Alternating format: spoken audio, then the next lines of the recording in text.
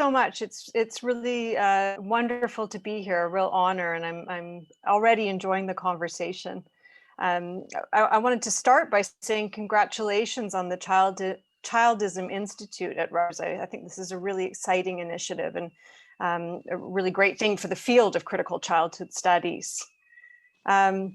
I first came across the concept of childism when I was working on my project and co-edited collection, Feminism and the Politics of Childhood, Friends or Foes. We were grappling in this project with the way that relations between those positioned as women and children were frequently concatenated in the singular form, so women and children as one entity, or alternatively positioned as entirely, essentially antagonistic, with benefits or achievements for one group presented as hurting or harming the other group, what Erica Berman refers to as a women versus children paradigm. Our project set about to explore and think otherwise about social relations between women and children. Importantly, our thinking was very much influenced by feminist thought and efforts to question normative developmentalism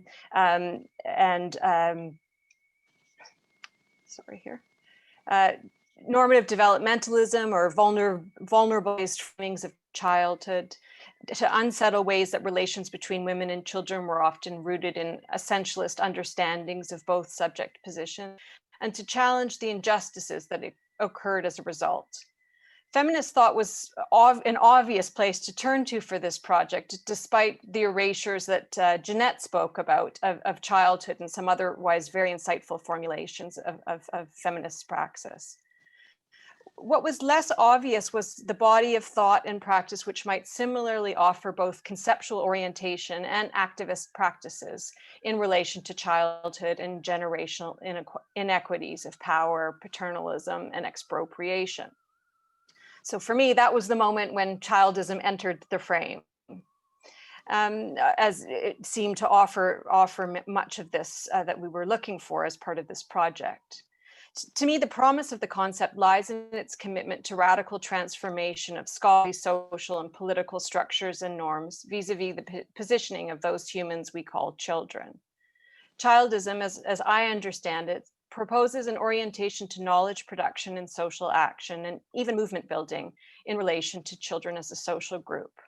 Yet, as my colleague Ohad Zahavi, who's here somewhere in this Zoom, sort of odd Zoom forum where I can't see him anymore. But as Ohad argues in our edited collection, unlike feminism, the time for childism is still to come.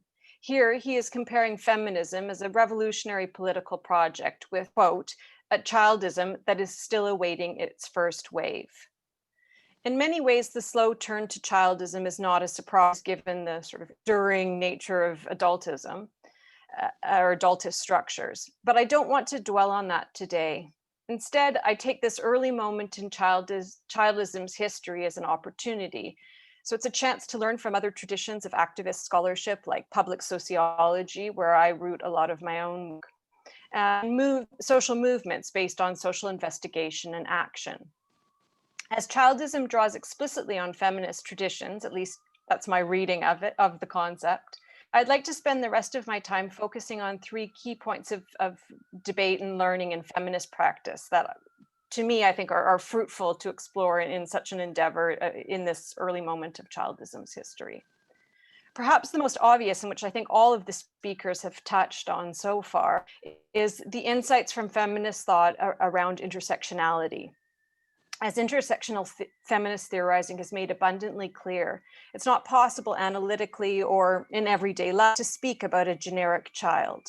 The social position of child is not simply a position in a generational order, but it's always already implicated in orderings of class, race, gender, and so forth. In highly unequal social formations and geopolitical relations, this means that any effort to address the marginalization of children is necessarily one that's entangled with histories and contemporary class exploitation, racism, gender oppression, and so forth. And so while early liberal feminist emphasis on sisterhood and assumptions of shared experiences of oppression have been trenchantly critiqued for their false universalisms, masking of inequities between women, and therefore inadequate analysis of gender oppression, Childism, as history in the making, has the opportunity to do otherwise with these insights in mind. And so you'll find I'm going to answer your questions posed to the presenters with questions of my own. So in this regard, my questions, the questions that I think are worth considering are: which children in childhood do articulations of childism address? Whose marginalization do particular formulations erase or even compound? How can insights about intersectionality inform childism's development from its inception? And simultaneously, how can childism's insights around generational social orders be brought to bear in other projects for social and economic justice? As my previous point has hinted at, feminism is just one thing. It's more accurate to talk about feminisms. I've alluded to liberal, radical, and intersectional feminism. But of course, there are more conservative forms of feminism, from maternal to lean-in feminism, and more critically oriented projects, including Marxist and decolonial feminisms. Recognition of feminisms in the plural highlights most obviously the impossibility of childism as a singular theory or a singular movement. And it also encourages careful consideration of underlying paradigms, being clear how they shape analysis and their effects or implications. So some questions is: what power do particular versions of childism offer for comprehending the characteristics of children's marginalization? How do they address the cultural and material impacts of generational marginalization? And most importantly, perhaps, what explanatory power do various versions of childism offer for how subordination, expropriation, and exclusions sediment or change in particular ways over time, and why? This isn't just an epistemological question, but a political one, which I think childism keeps as central to its formulation, is the political. As Nancy Fraser argues provocatively about feminism, we need to be wary of complicities with or co-optation by neoliberalism of the sorts of movements, epistemological and social movements. Fraser terms such instances of co-optation as feminism's uncanny double, where a version of the movement's claims is used by or even supports dispossession, violence, and destitution wrought by this latest moment in global racialized capitalism. Drawing on these insights, Spiro, Dan Cook, and I note in our introduction to the collection Reimagining Childhood Studies, quote, the darling figure of childhood studies, and here we're referring to the active agentic child, which John also kind of deconstructed a little bit in his opening remarks. But this darling figure bears marked similarity to the idealized subject of neoliberalism. At once innovative and chameleon-like, this figure demonstrates a remarkable ability to make itself anew, while befitting a regime of flexible accumulation. Because this ontological production is rendered sacred, it can obscure interrogation of its productivity for capitalism. And indeed, arguments developed in childhood studies about the agentic child may be used to bolster neocolonial and neoliberal projects. So the point here is that Fraser's insight and the way we take up in our collection is that these, I think, provoke a set of questions for childism as an intellectual and political project. What insights can historization of children's marginalization and the claims of childhood offer?